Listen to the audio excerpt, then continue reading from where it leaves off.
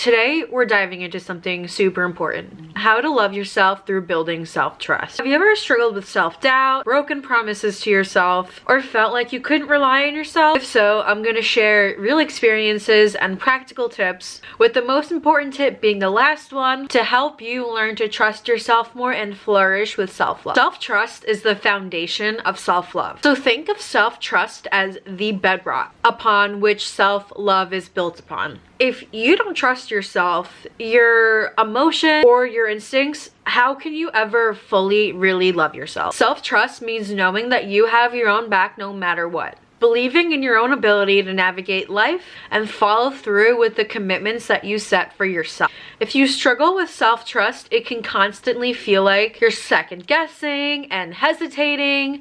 And without self-trust, self-love remains at surface level, because deep down there's doubt instead of confidence. So why does self-trust really matter? Well, number one, it reduces anxiety. When you trust yourself, you stop obsessively overthinking every single little decision that you make.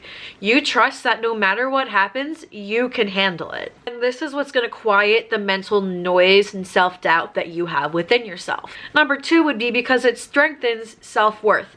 Trusting yourself means that you're capable and deserving of making good decisions for yourself. And this directly increases your self-worth. And number three, it fosters emotional stability. When you don't trust yourself, you might look outward for validation or decision making, which can a lot of times lead to feeling lost or emotionally unstable. Self-trusts create inner security. Number four is that it encourages growth and change. When you believe in yourself, you take risks because, like I said before, you believe in yourself that no matter what, it's going to be okay. You'll step out of your comfort zone more, and it is going to fuel creativity, because you know that even when you stumble, you're gonna get back up. Next thing I want to talk about is how to stop breaking the promises that you set for yourself. You continually break the promises that you set for yourself. Over time, you are eroding your self-trust and your confidence, making it harder and harder for you to believe in your own ability to succeed and achieve your goals. Over time, this cycle is going to foster self-guilt, frustration, self-doubt, and lead you to a sense of powerlessness. You don't follow through on your own commitments, whether it is in fitness or your relationships or your career or whatever it may be.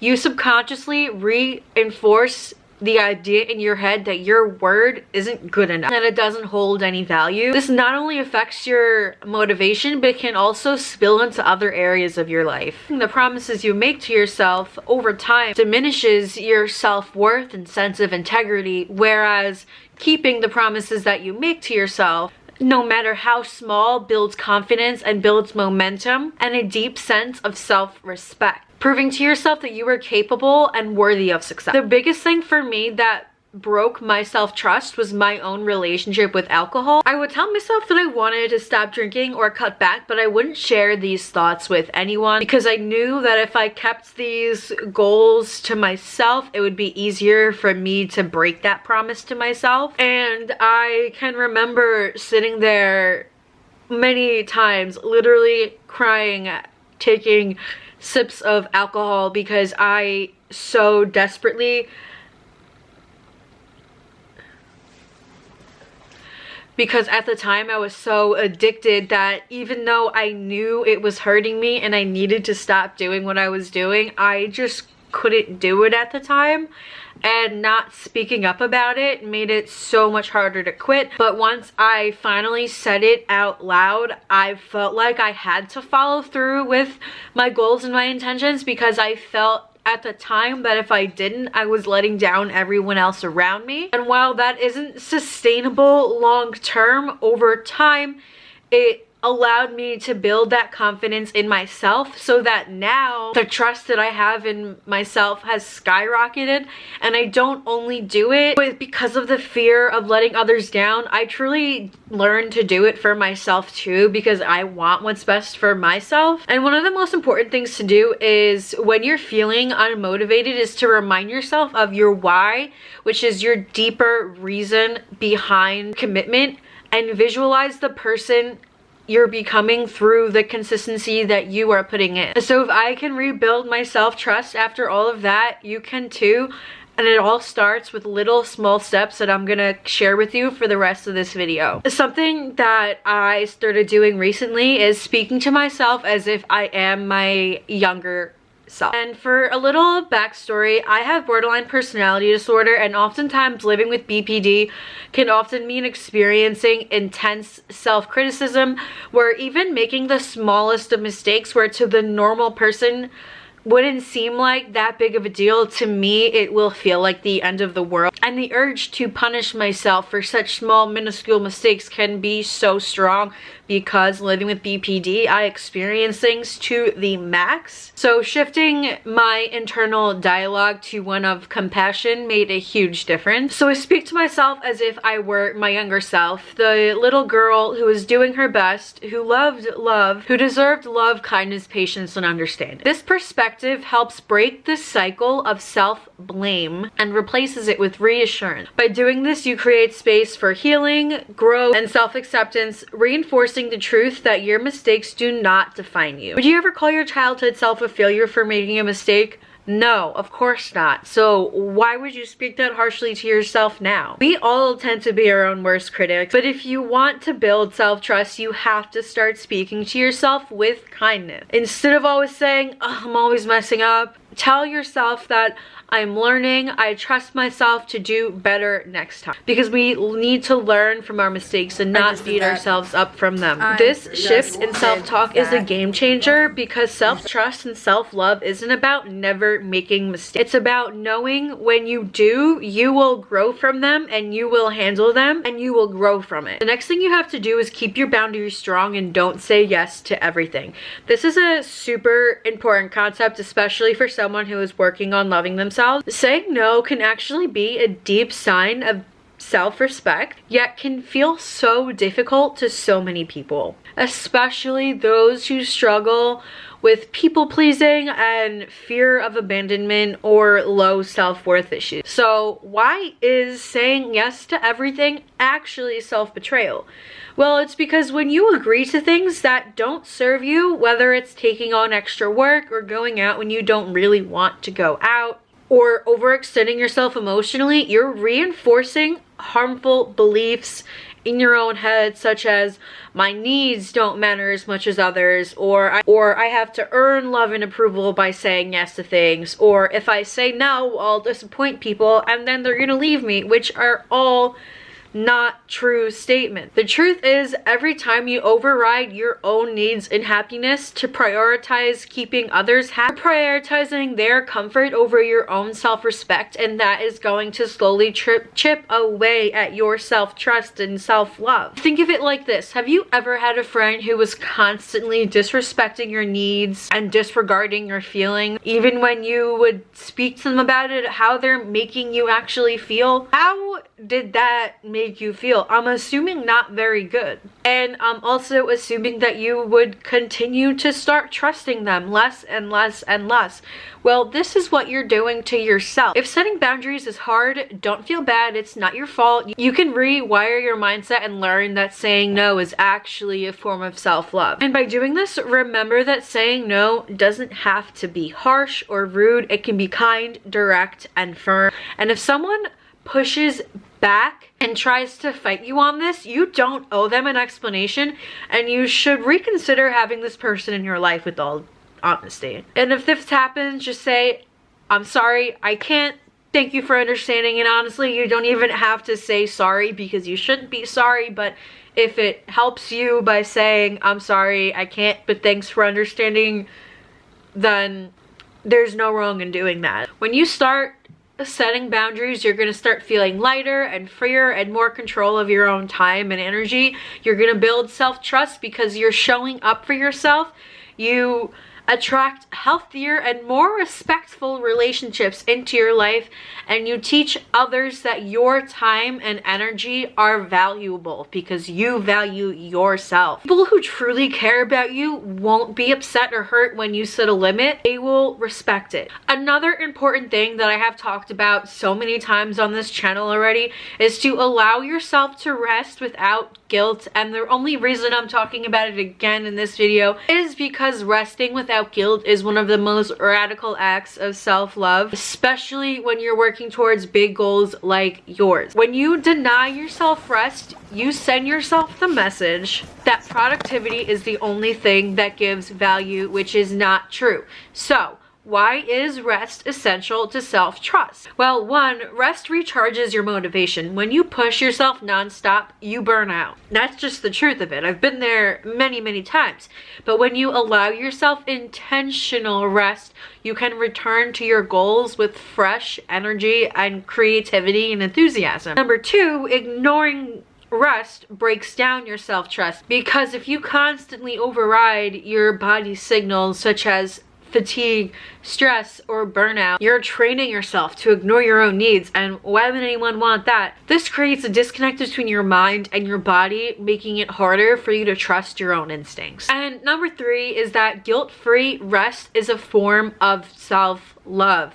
If you feel guilty for resting, it means deep down you believe you only deserve rest after you've earned it. But would you tell a child that they needed to earn rest? No, you would tell them that they need to rest in order to grow. So remind that to yourself. So now here are some tips how to build guilt-free rest into your life. Tip number 1 is to schedule it just like you would anything else. Like you would a doctor's appointment, working out, social events. Plan your rest. This could be a daily wind down routine, weekly do nothing afternoon, or a weekend reset routine. Tip number 2 is to redefine productivity. Rest is productive because it fuels everything else that you do.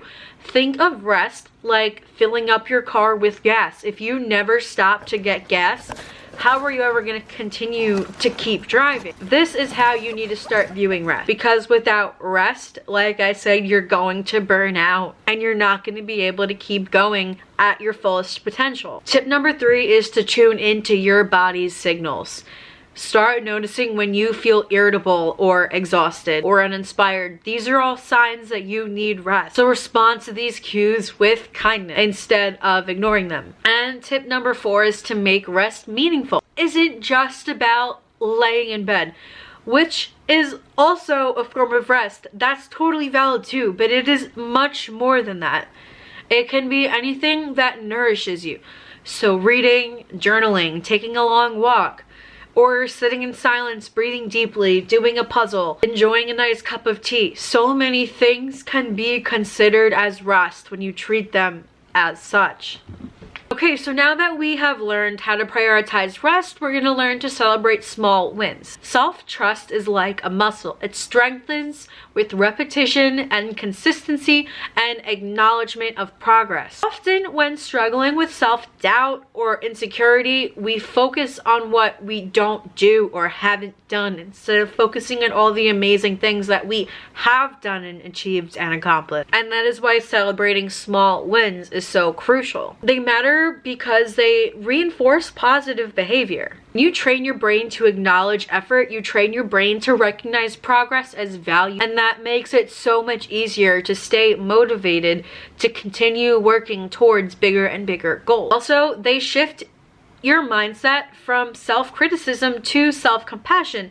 Instead of beating yourself up for what you didn't do, you start celebrating what you did do, and you feel so much better about yourself because you can always do the things you didn't do another time. And they build consistency, which builds to long-term trust. Each small win you deposit into your, let's call it our self-trust bank, over time these deposits compound, creating a solid foundation of confidence. In doing so, you're going to feel more confident in your decisions. You'll stop seeking external validation because you trust yourself. You'll be more patient with making progress, and you create momentum that leads to bigger and bigger achievements. So what are 3 small wins that you had today? I want you to comment them down below so we can hype each other up and get prepared for my final step, which is the most important step, which is overcoming from your setbacks without losing self-trust. And the reason that this is the most important step to me is because Let's be honest, no matter how hard we try to build self-trust, setbacks are going to happen. You're going to skip a workout one day. You're going to break the promise to yourself at some point, or fall back into an old habit. And when that happens, it's so easy. I've been there to just beat yourself up and say, well, I knew I'd fail. I can't trust myself. I'm not good at this, and just spiral out of control again. But the truth is, setbacks don't define you. How you respond to your setbacks is what defines you. Learn that setbacks are just lessons and not proof that you can't trust yourself. Instead, when you have a setback, ask yourself these 3 questions. What triggered this? How can I handle this differently next time? And most importantly, what is one small step I can take right now to get back on track? Self-trust and self-love is not about being perfect. It's about knowing that no matter what happens, you're not going to give up on yourself. Remind yourself that progress isn't erased by one tough moment or one bad day or bad weekend or even a bad week. Even in the long run, an entire year, when you look back on your life way in the future, it's gonna feel like nothing but a blip. So the most important thing is to forgive yourself and keep going. Every time you get back up, you prove to yourself that you're resilient, and that is what really builds self-trust. Building self-trust and self-love is a journey, and like any journey, there's gonna be ups and downs. It takes patience, consistency, and self-compassion. The more you show up for yourself, keep your promises, and honor your needs, the stronger that self-trust and self-love are gonna become. Remember that self-trust is the foundation of self-love. When you believe in yourself, your confidence is going to grow, your boundaries strengthen, and your ability to navigate life's challenges becomes unshakable. So as you go forward, I challenge you to take one small step today that's going to build your self-trust and self-love, and leave it in the comments down below so we can help build each other up. So with all that being said, thank you for being here and for investing yourself and for choosing self-love. If no one else has told you today, I believe in you and I can't wait to see you flourish. Let me know in the comments down below what other videos you would like to see from me, and until next time, take care and trust yourself. You got this.